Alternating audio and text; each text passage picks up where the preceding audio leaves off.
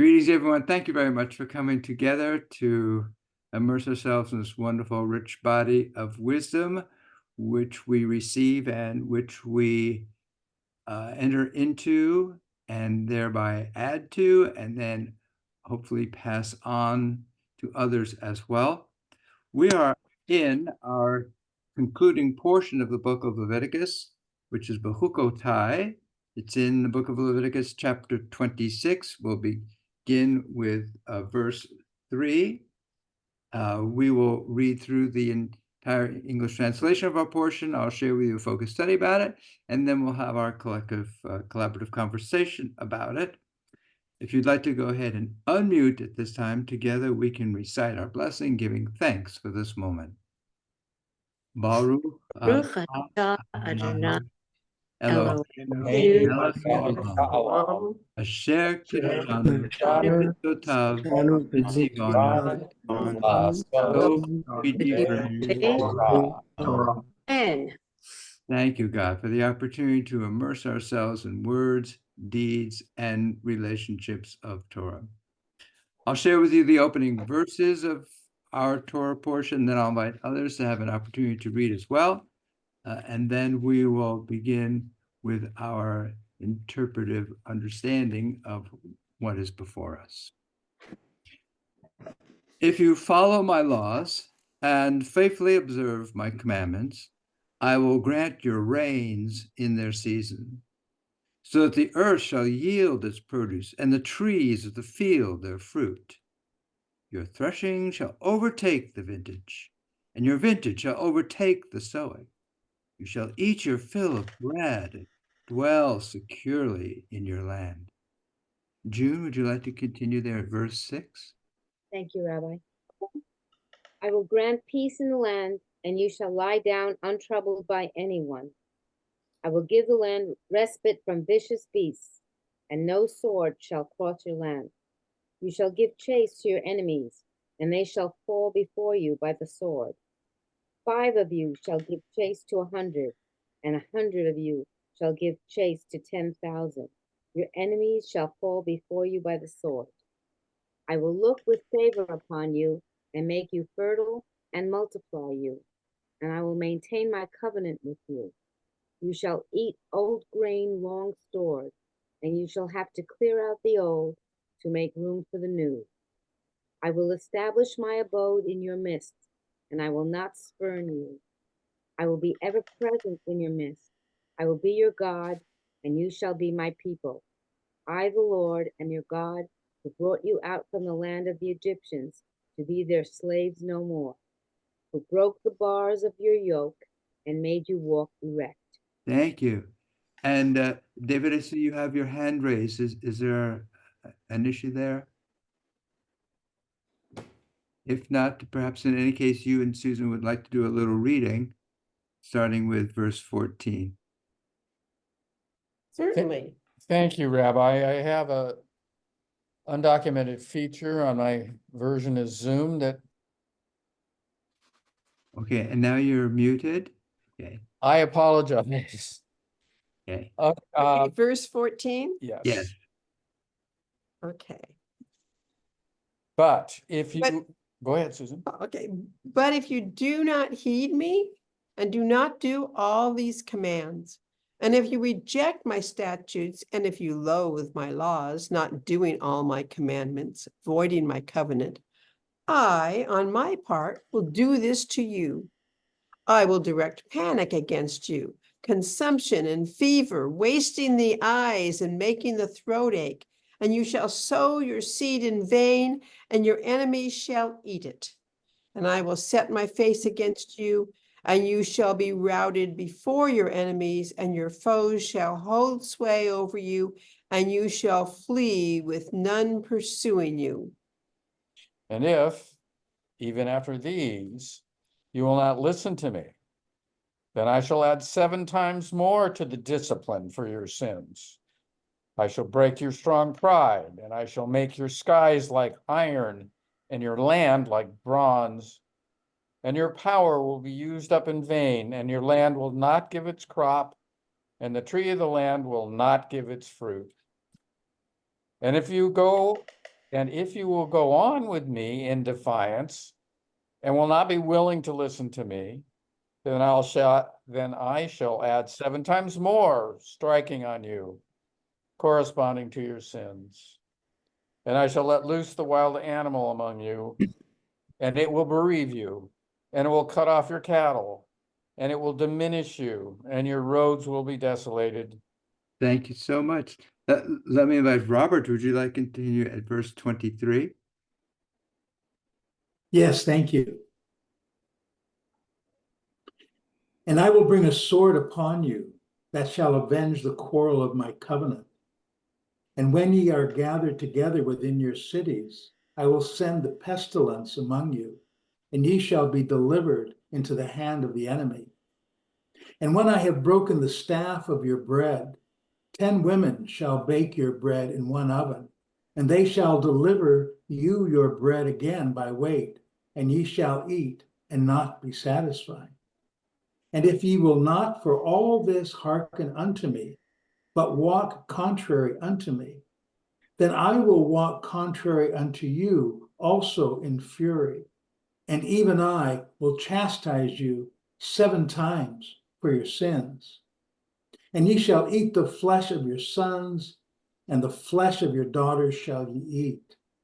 And I will destroy your high places, and cut down your images, and cast your carcasses upon the carcasses of your idols, and my soul shall abhor you.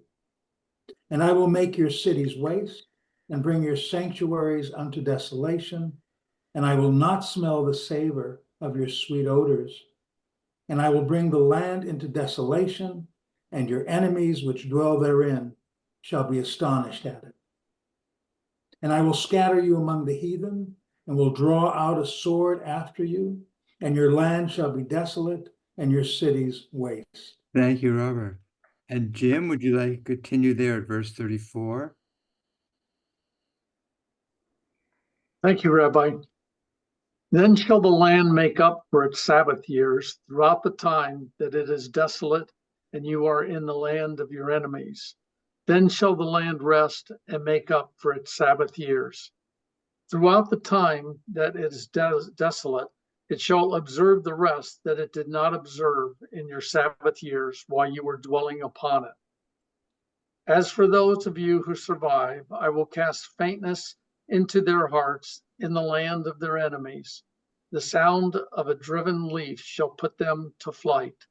Fleeing as though from the sword, they shall fall through, none pursues. With no one pursuing, they shall stumble over one another as before the sword. You shall not be able to stand your ground before your enemies, but shall perish among the nations, and the land of your enemies shall consume you. Thank you, Jim. And let me invite Justin, if you'd like to continue at verse 39. Thank you, Rabbi. And because of their iniquity, those of you who survive will rot away in the lands of your enemies. Moreover, they will rot away because the iniquities of their fathers are still within them. They will then confess their iniquity and the iniquity of their fathers, their betrayal that they dealt me, and that they also treated me as happenstance. Then I too will treat them as happenstance and bring them back while in the land of their enemies. And then their clogged heart becomes humbled. Then their sufferings will gain appeasement for their iniquity. And I will remember my covenant with Jacob, and also my covenant with Isaac, and also my covenant with Abraham. I will remember, and I will remember the land. For the land will be bereft of them, appeasing its sabbaticals when it had been desolate of them, and they will gain appeasement for their iniquity. This was all in retribution for their having despised my ordinances, and in retribution for their having rejected my statutes. But despite all this, while they are in the land of their enemies, I will not despise them, nor will I reject them to annihilate them, thereby breaking my covenant that is with them, for I am the Lord their God. I will remember for them the covenant made with the ancestors whom I took out of the land of Egypt before the eyes of the nations to be a God to them. I am the Lord. These are the statutes, the ordinances, and the laws that the Lord gave between himself and the children of Israel on Mount Sinai by the hand of Moshe. Thank you so much. And let me invite Norman, if you or you and Barbara would like to do some reading there at the very start of chapter 27. Yud-Heh-Vav-Heh spoke to Moses, saying, "Speak to the Israelite people and say to them, when any party explicitly vows to Yud-Heh-Vav-Heh the equivalent for a human being, the following scale shall apply. If it is a male from 20 to 60 years of age, the equivalent is 50 shekels of silver by the sanctuary weight. If it is a female, the equivalent is 30 shekels. If the age is from 5 years to 20 years, the equivalent is 20 shekels for a male and 10 shekels for a female. If the age is from 1 month to 5 years, the equivalent for a male is 5 shekels of silver, and the equivalent for a female is 3 shekels of silver. If the age is 60 years or over, the equivalent is 15 shekels in the case of a male and 10 shekels for a female. But if one cannot afford the equivalent, that person shall be presented before the priest, and the priest shall make an assessment. The priest shall make an assessment according to what the vower can afford. Thank you both so much. Let me invite, let's see, Deborah, would you like to do any reading this evening? We're at verse 9 of chapter 27. Sure. Thank you. Thank you. If the vow concerns any animal that may be brought as an offering to the Lord, any such that may be given to the Lord shall be holy. One may not exchange or substitute another for it, either good for bad or bad for good. If one does substitute one animal for another, the thing vowed and its substitute shall both be holy. If the vow concerns any impure animal that may not be brought as an offering to the Lord, the animal shall be presented before the priest, and the priest shall assess it. Whether high or low, whatever assessment is set by the priest shall stand. And if he wishes to redeem it, he must add 1/5 to its assessment.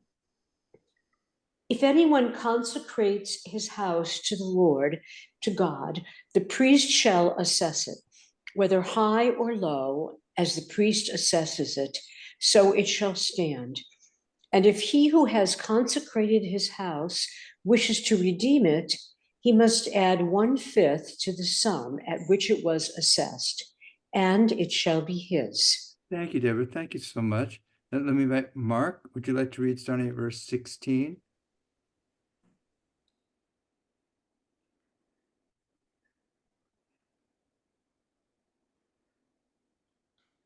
Thank you, Rabbi.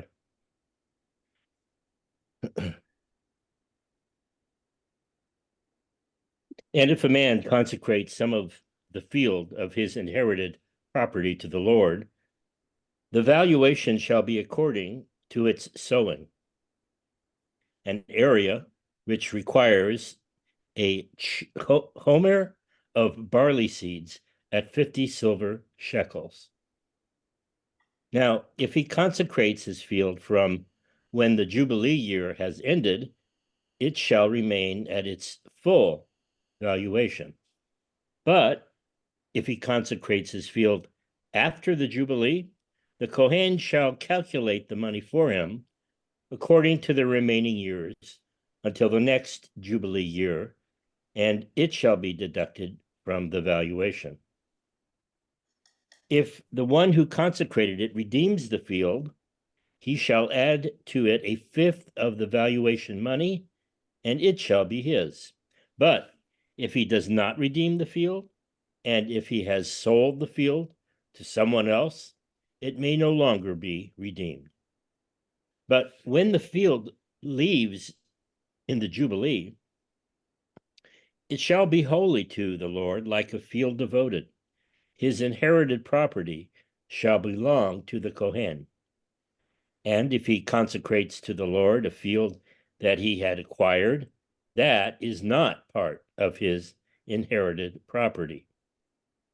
The Kohen shall calculate for him the amount of the valuation until the Jubilee year, and he shall give the valuation on that day wholly to the Lord. In the Jubilee year, the field shall return to the one from whom he bought it, namely, the one whose inherited land it was. Every valuation shall be made according to the holy shekel, whereby 1 shekel is the equivalent of 20 gerahs. Thank you so much, Mark. Martin, do you want to read at all this evening? We're in verse 26.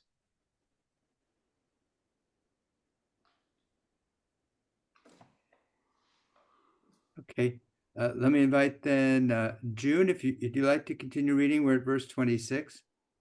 Yes, thank you. A firstling of animals, however, which as a firstling is the Lord's, cannot be consecrated by anybody, whether ox or sheep, it is the Lord's. But if it is of unclean animals, it may be ransomed as its assessment, with 1/5 added. If it is not redeemed, it shall be sold at its assessment. But of all that anyone owns, be it man or beast or land of his holding, nothing that he has prescribed for the Lord may be sold or redeemed. Every proscribed thing is totally consecrated to the Lord. No human being who has been proscribed can be ransomed. He shall be put to death. All tithes from the land, whether seed from the ground or fruit from the tree, are the Lord's. They are holy to the Lord. If anyone wishes to redeem any of his tithes, he must add 1/5 to them. All tithes of the herd or flock, of all that passes under the shepherd's staff, every 10th one shall be holy to the Lord. He must not look out for good as against bad, or make substitution for it. If he does make substitution for it, then it and its substitute shall both be holy. It cannot be redeemed. These are the commandments that the Lord gave Moses for the Israelite people on Mount Sinai. Thank you, everyone. That both concludes this week's Torah portion. It concludes the book of Leviticus.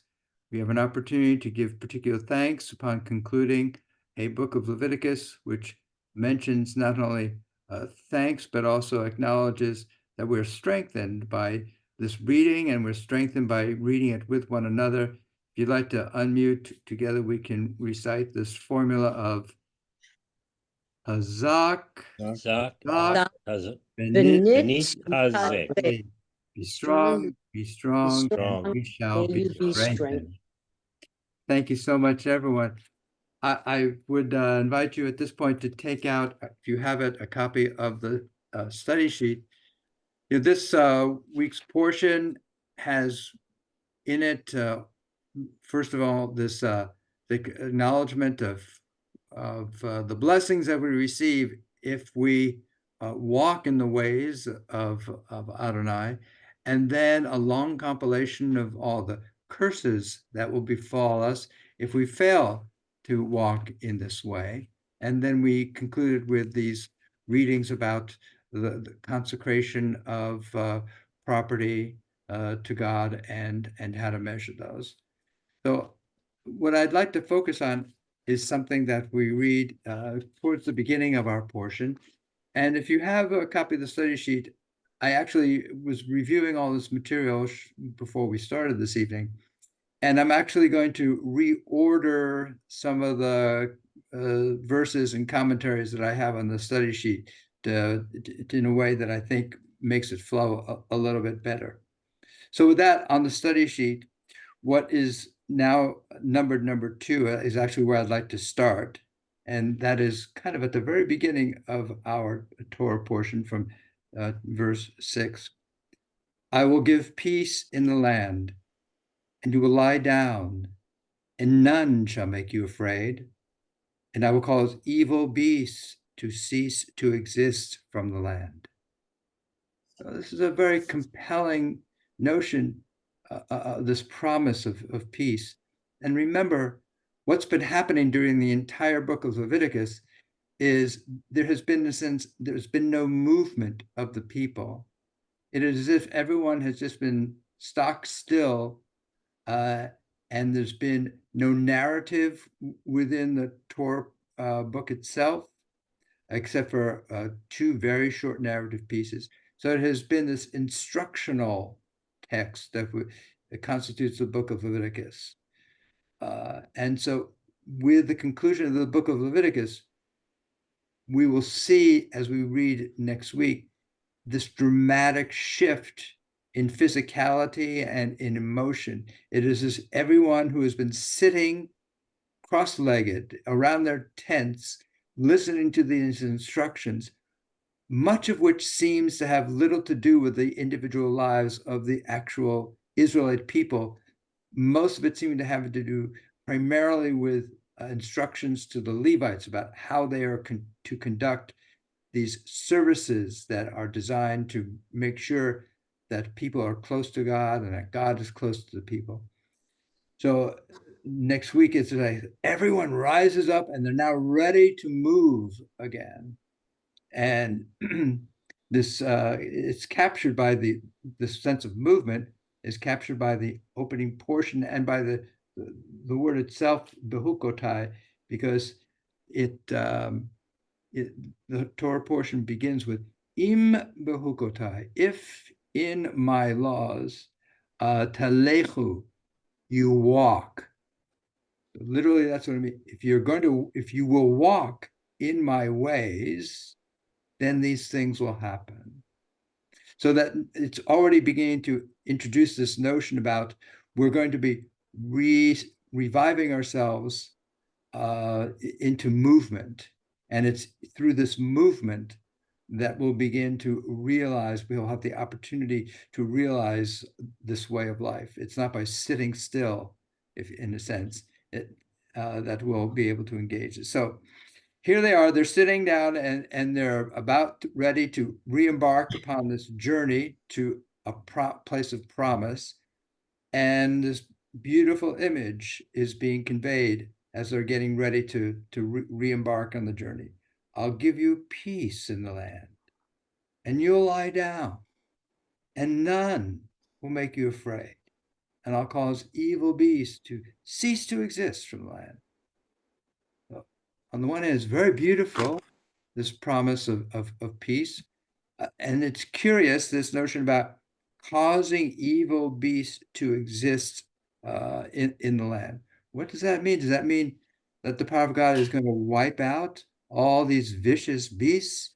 Or is something else kind of happening here? Is this portraying in a poetic fashion something other than the actual physical elimination of animals? So to begin to explore that in some depth, we're going to turn over our study sheet, and now we're going to look at number 3, which is actually now being renumbered as number 2. And this is from a midrash.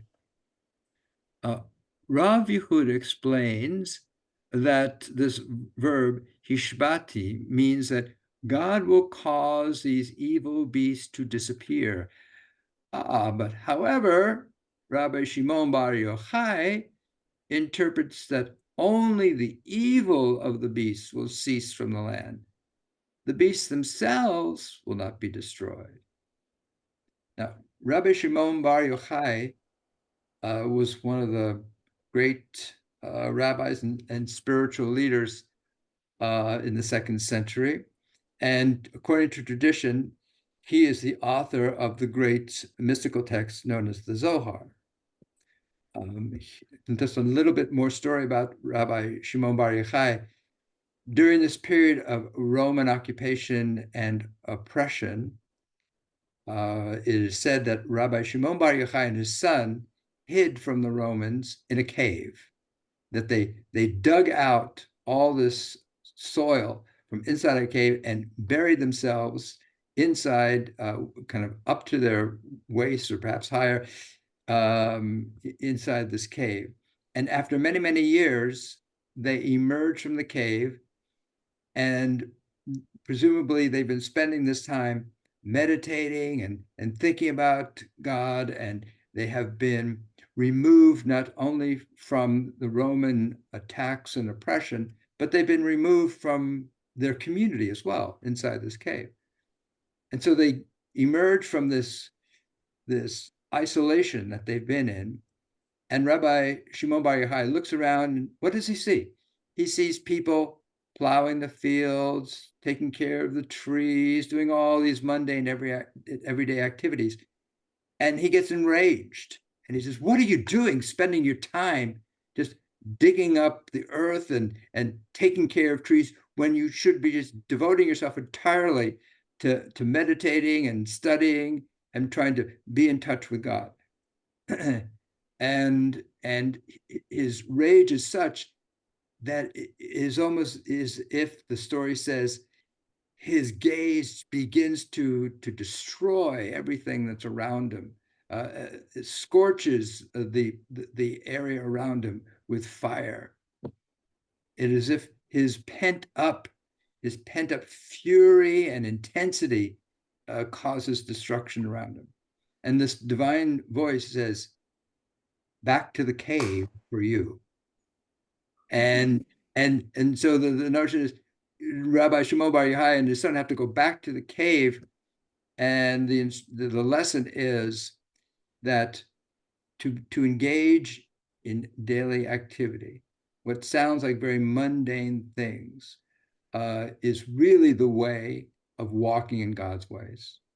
It is not to remove oneself and to become such a zealot that one cannot stand to live with people who are just doing the everyday activity. So that's a little bit about Shimon Bar Yochai. So here in this midrash, what he's disagreeing with is Rabbi Yehuda says, yeah, God is going to cause all these evil beasts to disappear. And Rabbi Shimon Bar Yochai says, no, the animals are going to continue to exist. It's the evil itself that will somehow disappear. Well, what does that mean?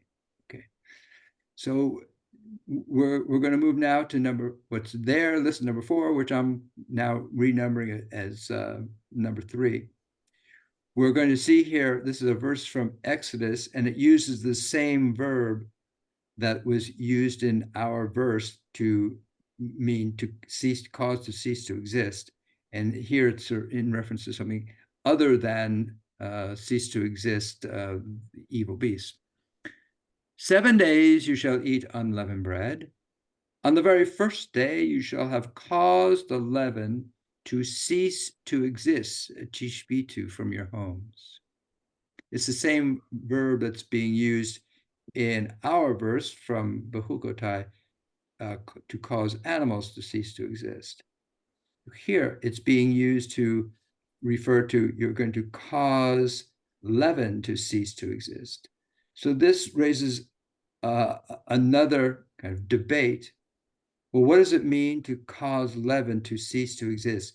Do you actually have to destroy the product itself we call leaven, which is actually became a custom that is still practiced today, to gather up leaven on the morning before Passover starts and physically burn it? And if you go to Israel and you're there during that time of the year, you'll see lots of smoke in the air of people burning their leaven. There are other rabbis who come along and say, no, it doesn't actually require the physical burning of the leaven. What it requires is a consciousness that we should not have leaven in our homes. And that's sufficient to say, you're causing the leaven to cease to exist. Well, what does that mean? How can you just in your mind say, I'm no longer going to have bread in my house, and that's sufficient, and you can still continue to have the physical object called bread, which has been made out of yeast, and that's sufficient to say there's no more leaven in the house. So there's something else going on here about causing leaven to cease to exist. And what we've learned over the years together about what is chametz, the Hasidic understanding of what chametz is not the physical property that we might call yeast or whatever, that really the chametz that we are to expunge from the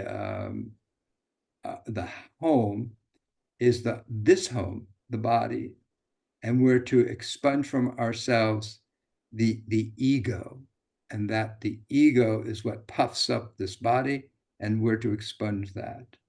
So now we're getting a sense that the rabbis, even as early as the 1st, 2nd century, had an understanding of the psychology of human existence, and trying to read this bit of poetry as referring not just to the physical world, but also to the inner psychological world. So now we'll look at what is on the sheet as number 5, and now I'm numbering number 4. This is from a midrash. Rabbi Shimon says, "What better shows the greatness of the Almighty? When there are no dangerous animals, or when the animals exist but they pose no threat?" The answer is the latter, as it is written, "And a wolf will lie down with a lamb, and a lion will lie with a calf." And we have this developing body of literature within Midrash that is saying the verse that we encounter here in Bechukotai is not really saying that God is going to wipe out these physical beings known as evil animals, but that will somehow expunge that which is vicious, perhaps predatory, evil, out of them, and the animals will continue to exist, and somehow all these animals that were once afraid of one another will be able to coexist. So that's what I want to play with a little bit with what we have left on our sheet here, and take us up to perhaps a more recent rabbi to see what sense he's making of all this. And this is now back on the front part of the sheet, and it's what was originally numbered 1, and now I'm numbering number 5 among our readings of commentaries this evening. And this is Rabbi Shneur Zalman of Liadi, who is 18th century, becomes the founder of what becomes known as Chabad Judaism. So here's what he says. And he's looking at a verse that's actually from the very beginning of the book of Leviticus. We've just read the end of Leviticus, and now he's going to take us back to the beginning of this, which has this verse. When any of you presents an offering to God of cattle, and he's looking at the syntax of the verb of the verse here, which is Adam ki yakriv, when a person brings close from themselves a korban ladonai, an offering to God. So he's looking not at our translation of it, but he's looking at the actual literal order of the Hebrew words here. And this is what he has to say. Each of us has 2 souls, the godly soul and the animal soul. The essential purpose of our lives is to enable the godly soul to prevail over the tendencies of the animal soul. Even the animal soul shares in a love of God, as the Shema states. When a human being from among you will bring, this syntax reveals a deeper meaning. When a human being will bring from among you. And what is the offering we are to bring? It is from our animal soul. So Rabbi Shneur Zalman is looking at the actual order of the Hebrew and saying, what it's really telling us is not that we go out, we find an animal, and then we make that an offering to God. What he's saying is the Hebrew is telling us, when you make an offering from yourself to God. And what is the offering that we make? It's that part of us that is vicious. It's that part of us that's base. It's that part of us that's predatory. It's that part of us that wants to dominate. And he says, when you engage that part of yourself and then you offer it up, this is what begins the path of sanctification, which is what the entire book of Leviticus is really all about. It is no wonder when one reads material like this that one realizes how much of modern human psychology owes itself to Jewish understandings. It's no wonder that it was someone who was emerged out of a Jewish heritage within his own family begins to write about what does it mean to live with unconscious drives and urges. And it's no wonder that a civilization can only exist to the extent that one sublimates, offers up, and elevates those urges to some higher iteration. And that, of course, is Sigmund Freud. So this is what all this body of material is beginning to look at, which is the inner life is what requires some kind of alteration and refinement and handing over to God, if you will, and an elevation to a higher person, a rending of it into smoke, as opposed to allowing it to remain an embodied part of oneself that can cause damage to self and others. So with that, I'd like to turn to our artist for the week, and that is Julia Meyerowitz-Katz. Julia Meyerowitz-Katz is Australian. She is both an artist and she is a Jungian analyst. And she has combined her art and her Jungian psychological work to produce artwork that is designed to create some kind of emotional state. And many artists have used their artwork as an emotional outlet for their own purposes, as an emotional outlet for themselves. However, what Meyerowitz-Katz has done is she takes artwork and she engages with what she understands to be not just her own personal subconscious, but in terms of Jungian analysis, she feels she is tapping into the collective unconscious, if you will, and the collective images that represent what we're all struggling with. And she produces that onto her canvas so that she can somehow engage with viewers who then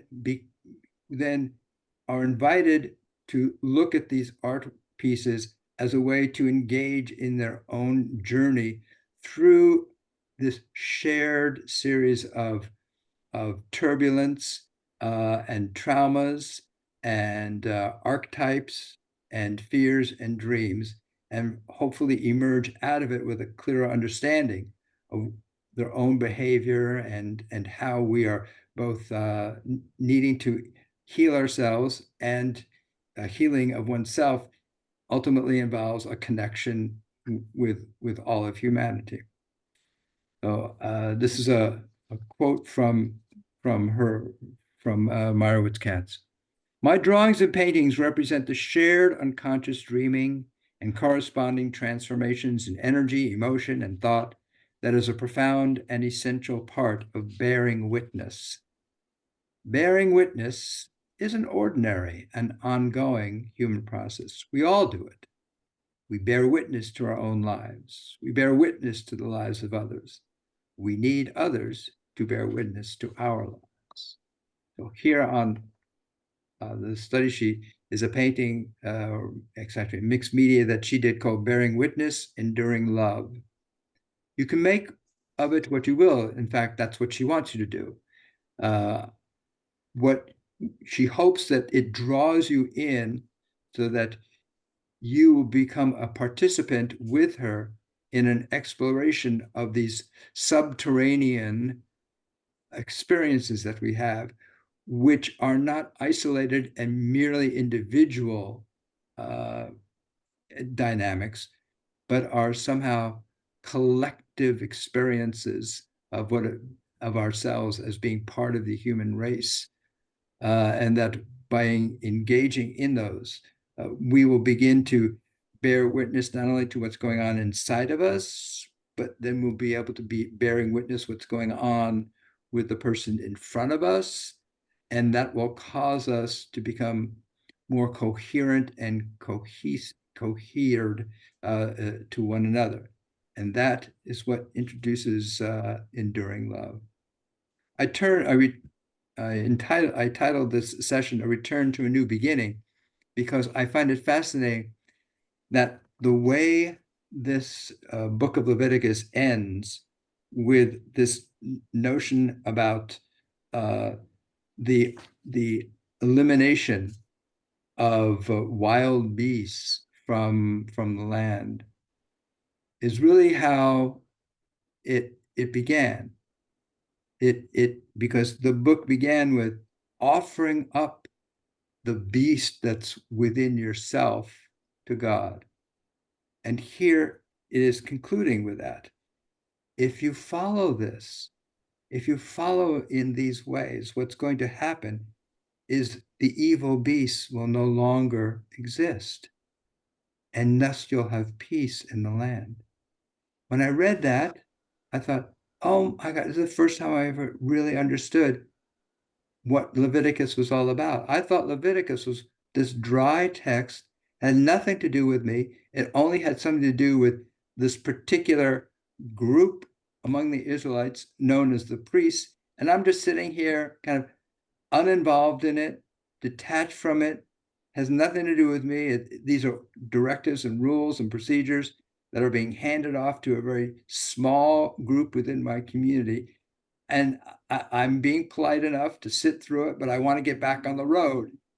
I want to get back on and fold up my tent. Let's get going here. We got a promised land to get to. And now I realize this whole book of Leviticus has really been directed to all of us. It's really been a book about what does it mean to become holy? What does it mean to let go of all that's been causing us to run, to be afraid, to move through the world with trepidation and anxiety? And the message has been this: you just need to let go of all of that which has been driving you with a sense of fear and anxiety. You just need to give it up, render it, reduce it to mere wisp of smoke rather than that which is driving you to cause harm to yourself and others. So the return back to the beginning of the book of Leviticus, now that I have somewhat a better understanding of it, we were going back to where it all started from. And both I and the beginning, as I now read it, are very different. With that, I'd love to know what you encountered, what you saw during our walk through the book of Leviticus and this Torah portion in particular. And if you raise your hand, I'd love to call upon you. Robert, please. And go ahead and unmute and share with us. Lovely, lovely. Thank you again for another lovely evening. You know, the essence of what I wanted to say, you really said. And that was looking at the inner essence of what these words might mean. But I'll just share a few thoughts anyhow. And if they're repetitive, forgive me. I love these kinds of statements that really call upon us to think and understand, not just think, but really understand. So the first one you shared, I will give peace in the land and you will lie down and none shall make you afraid. And I will cause evil beasts to cease to exist from the land. So I think to myself, what is the most dangerous beast that has ever lived? Tyrannosaurus Rex. Except one. Because you see, whether it's a mad dog or a lioness or Tyrannosaurus Rex, they can only eat our body, never touch our soul. But as you pointed out, the demonic beast, if you will, speaking figuratively, is our lower nature, which you addressed. And to me, that's the significance of this. The other thing that 7 days shall ye eat unleavened bread, and on the very first day you shall have caused the leaven to cease to exist from your homes. I forget where in the Old Testament, I think it's in the Torah, but you would know. It says every day is like unto 360 or 365 days. So historically, it'd be very interesting because a lot was going on in Jerusalem. You know, the Jews went through hell through those periods. I got 55 years, 2,555. So it's 360, then it'd be a little less. So I think it would be interesting to look at that historically. And then when it says unleavened bread, well, we understand that. On the first day, you shall cause the leaven to cease to exist. So leaven is something that causes the bread to rise. Bread is the staff of life, which is likened to what? Our own human spirit. So here, our own spirits, our spirituality, as I understand it, will not rise. And then, and, you know, we can see that some people we're with and, you know, it's like, hello, are you there? And other people, no matter what their faith, they're really there, you know? And then the last one, the wolf will live with the lamb. Well, we can look at that as different personality types, but oh my, can we also look at it as nations? And at that time, tribes. But in this day, nations, because guess what? I think we all see in the world that there are nations that are like wolves. They will attack a lamb. What is a lamb? A lamb is this gentle animal that doesn't create any problem. We've seen this historically. I mean, we've had 2 world wars, etc. And a lion will lie with the calf, same concept. And I'll just have to say that Isaiah is my very favorite, my favorite prophet. So those are my thoughts. I just love these evenings together. But you really said everything I had to say. Well, Robert, what you remind me is that we are having this reading this material, having this discussion about the refinement of one's character, the elevation of one's character during a period in the Jewish calendar, which is the counting of the Omer, the counting of 49 days between Passover and Shavuot. And what we're to be doing during these 49 days is thoroughly engaging with every aspect of our human character and to begin to try and refine ourselves so that when we reach at the end of the period, we are able to once again receive the revelation that is the experience at Mount Sinai. Mm. And one of the customs is to have a period on the eve of Shavuot of a full night of study. And the notion of a full night of study is not just to stay awake so we don't miss out on the revelation, but also because our guards are down late at night and early into the hours of the morning, and we're more open to a more gauzy and perhaps dreamy way of understanding this material. So I'm actually going to be doing a teaching at 11:30 at night as part of this experience here in Portland with a group called Tish PDX. And what I'm going to be doing is the title for my session is going to be "See the person before you as nothing," and I'm going to introduce what is called the Ten Commandments, which is what happened supposedly at Mount Sinai, and I'm going to say there's no such thing as the Ten Commandments, and then the next part of the discussion is going to be that in the mystical understanding of God, the term that's given for God is Ein Sof, which can be translated as nothing. So there's no such thing as the Ten Commandments, and God is nothing. And then I'm going to have a painting by Camille Pizarro of two characters that are on a trail, and they're marching towards one another. And we're going to explore, how do you begin to see the person before you as if they were divine, nothing, rather than full of all these categories and presumptions that we carry with us. So thank you for kind of reminding us about this. This is all about really the hard work in order for us to live together as nations, as individuals, really has to do with a burning away of all those preconceptions that we carry within us, and all that predatory kind of pent up feelings that many of us have of, I can exist only if the other person doesn't exist. So thank you for that. Let me call upon Justin and Mark and David Susan. So go ahead, Justin. Thank you so much for holding this discussion with such, I think, compassionate and feeling place for everybody to belong in it and to find their place. Sorry, but the sense that I had from last week that really astonished me was something that Mark had said. Mark Thompson, you talked about James Hillman and that quality of character, which was extremely, it's a profound psychological insight based on Hillman, who's a Jungian, right? And I mean, and so contemplating character again, from that was like that character emerges through the deepening of one's life experience. And that so that one develops character over time, one becomes more oneself. I think that was the thing that Mark had talked about in that, becoming more oneself. And I love that.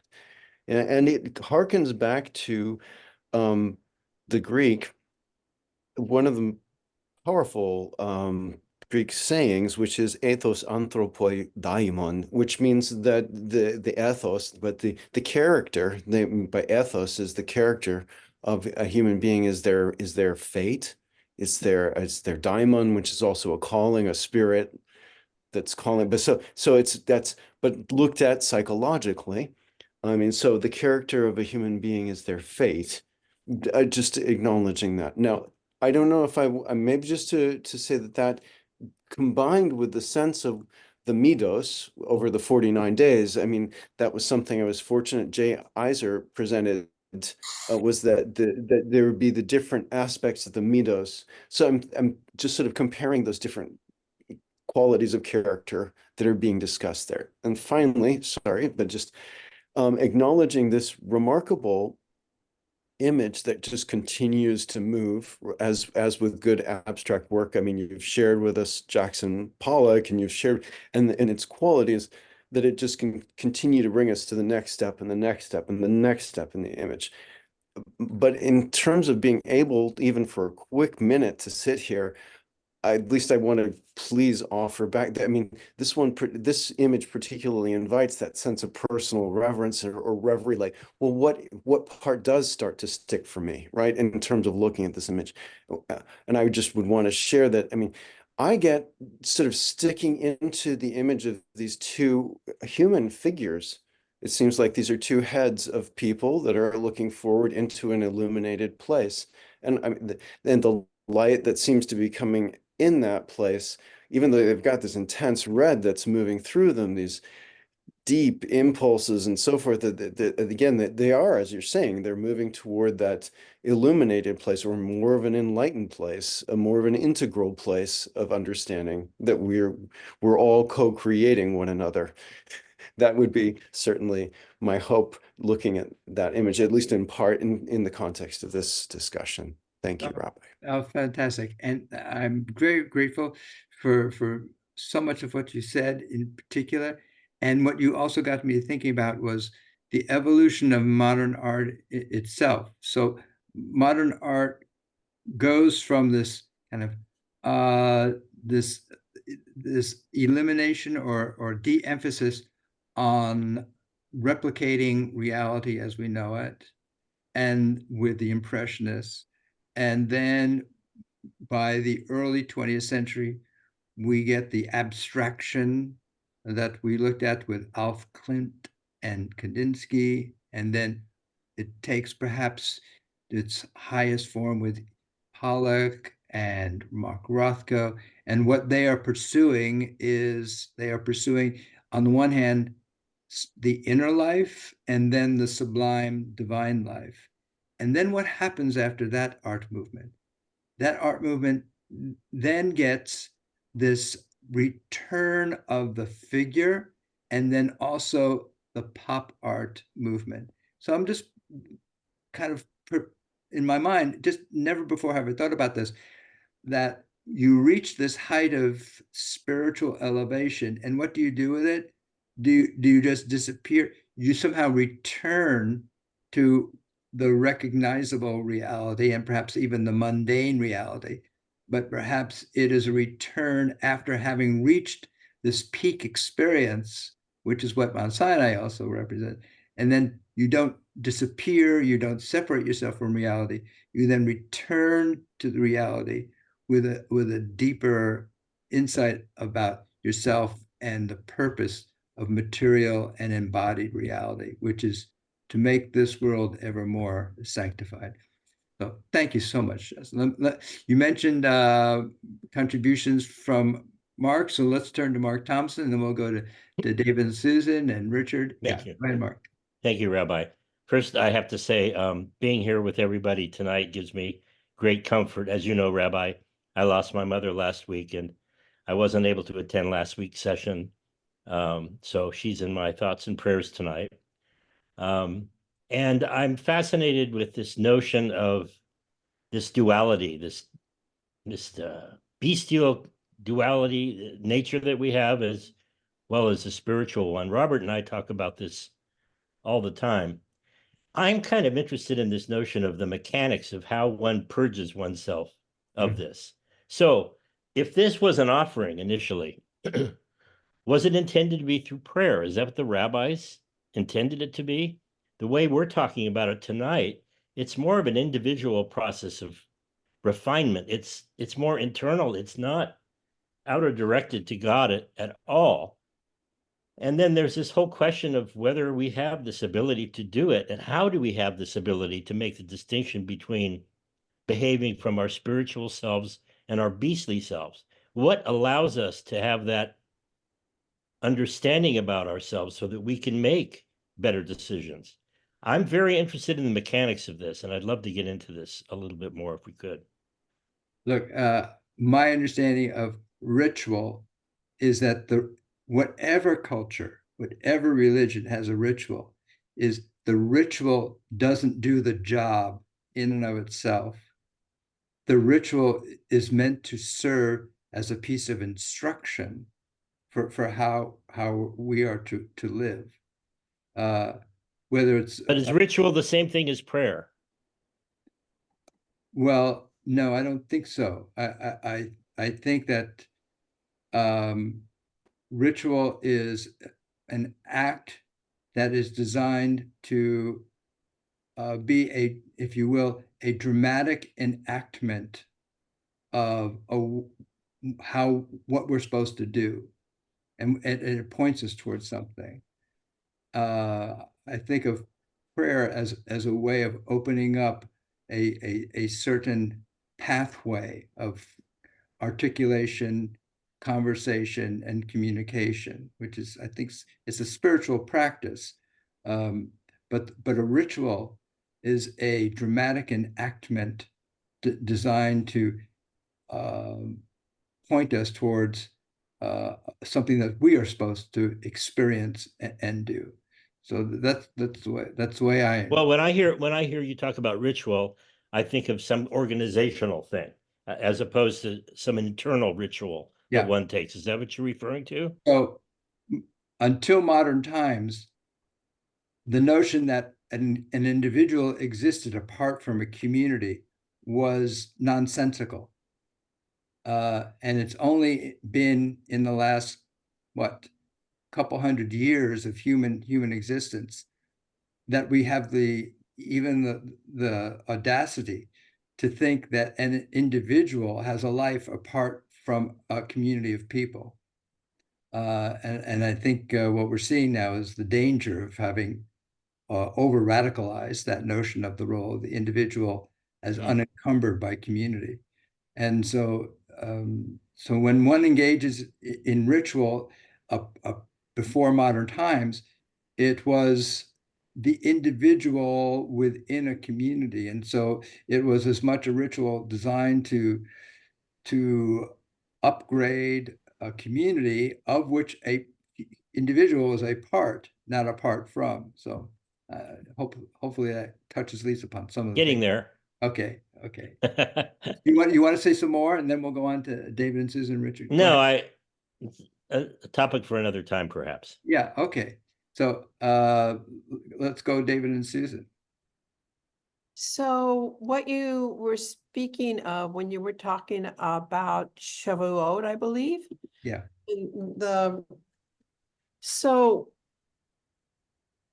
it's interesting to me because on a personal basis, because much to my detriment, I will stay up until 3 o'clock in the morning because there's something special about that time from midnight or 1 to 2 or 3.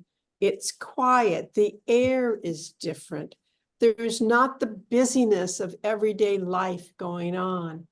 And I can see things, I can hear things, I can understand things in a different perspective than I can during the day. And it's been something that's been very helpful for me to be able to confront issues and realize that they're confrontable. Yeah. That there are ways of dealing with them, whether it's a ritual or communication or whatever. Yeah. Susan, what you got me thinking about? I think that's the intention of engaging in a meditative practice. The capacity to take the condition that you're describing of being removed from the busyness of the everyday, to be open to moving through life and dealing with things differently in a more relaxed, less anxious manner. So people who are really practiced, I think, in meditation can now drive on the 405 in a very different way than the rest of us. That they can deal with all of the stress of the workplace in a different way because they're able to take that, what you're describing as the 2:30 in the morning environment, and they're able to bring that to noontime. So thanks for getting me to think about that way. Thank you so much. Let me call upon Richard. Yeah.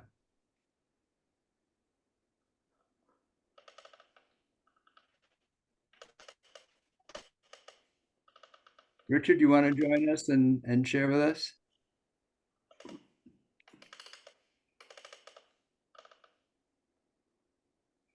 Okay. Okay. Others want to share at this point? Yes, Norman. I'm trying to find the midrash that you had presented early in the discussion about the rabbi that emerged from the cave and looked down upon the people who were doing the mundane things in life. And I'm actually delighted that that came from a traditional context. And I wish that there were more of our more religious Jews who would pay attention to that. I've long been an advocate and a fan of tikkun olam, which means not only repairing the world, but also making it a better place. And what it takes is immersion in what we call mundane, non-religious items in secular study. But this is where a tremendous amount of the good and benefit from for giving people better lives and keeping people alive more, healthier. These come from secular fountains, to the point that I get to thinking of our traditional idea of the difference between the holy and the mundane. And to me, that boundary is very, very much blurred, to the point that I'm not sure it's always there. Because what better could you do for a religious context and make people healthier, give them better lives? This is the message that I get from the midrash that you presented. I think it's a very important one that I keep in mind all the time. So what you remind me is what you're describing is what is in the body of our prophetic literature, whether it's Isaiah, Jeremiah, Amos, all of that body of work is basically conveying the messages. It doesn't matter how seemingly pious you are on the outside. What matters is that you have caused that piety to now live through you, and you are taking care of the widow, the orphan, and the stranger. And I think that is the spiritual thrust of this material that we're looking at now. The lesson for what it means to live a spiritual life is we're not to engage and walk in these ways so that we can now elevate ourselves above the mundane and enter into some other dimension. Quite the contrary, the purpose of engaging in a spiritual practice and living as a pious person is to make this dimension a place within which the divine can dwell. We're not to go live where the divine dwells. We are to make this world a place that draws down the divine. And that is what this whole body of literature is about. And that's why this is a story that is not about going to heaven. It's a story about going to an actual geography. And whether or not some people may read it as, oh, I'm supposed to go to a specific geography, but the story is telling us to go to a specific geography, not because that's where we're supposed to go, but it's because we're supposed to stay in this dimension. And we're not supposed to prepare ourselves for going to heaven. We're supposed to create a heaven here. Well, it's not a heaven. We're supposed to make this a dimension where the divine dwells. And so that is what all this body of literature we call Torah is about. It's not about separating ourselves from the world. It's about transforming the world by transforming ourselves. And so I want to thank each and every one of you. What a great, profound journey we're on, and what a marvelous, marvelous, marvelous group of companions I feel I have in my own journey as we get ready to now, after we conclude Leviticus, pack up our tents and re-engage on the journey that we've been on. And I'm so grateful to be on this journey with all of you.